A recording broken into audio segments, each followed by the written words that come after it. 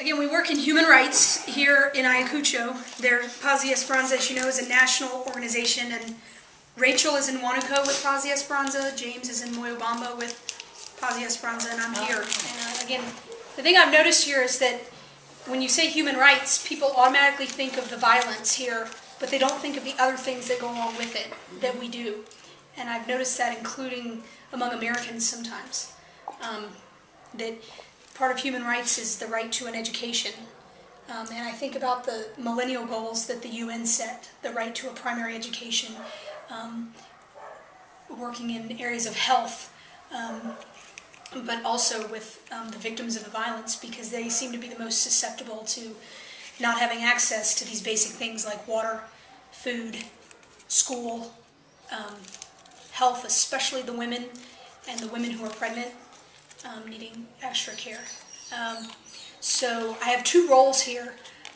My first one and my biggest one is working in communications. So I work along with a Peruvian named Omar, and Omar kind of does a lot of the writing and the videotaping and the interviewing. He's more of a periodista, or a journalist, and my role is to make a network with the Protestant churches here in Ayacucho. And they said focus on the youth, because the youths here seem to be more open-minded. They seem to be more open-minded to engaging in dialogue about the things of human rights, about the period of violence and what we as Christians can do to help those who suffered from it, but also to keep it from happening again. But also the idea that they're really stuck on the spirituality of it's me and God.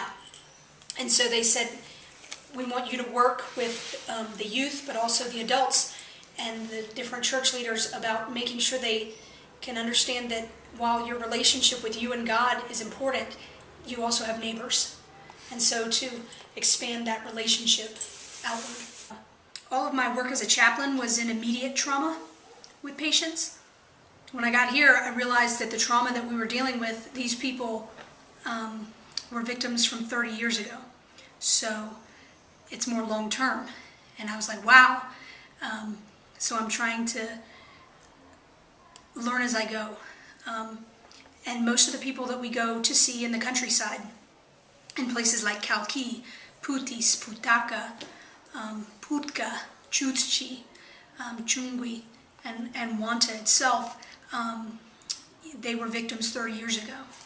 And so Paz y Esperanza in Ayacucho has only been around for 9 years, but we've been working ever since then and sending folks. So my compañeras, Milagros, she is a psychologist and a lawyer, kind of a deadly combination, I think. She, and then Ruth is our newest addition to our team. She is a social worker. So we travel together to the countryside and we do talleres or workshops with the women. And they can be anything from self-esteem, self-care, grief, conflict. One of the things that I'm trying to do is bring some art into it, because I really love to draw and to have, and a lot of the people that we encounter, they speak Quechua and they can speak and communicate, but they can't read or write. And so as I was trying to plan things to help to do with the workshops, I learned this, and so I had to step back and kind of reevaluate, and I figured out that we can do art together. We can draw and then have them express what this drawing says or is doing.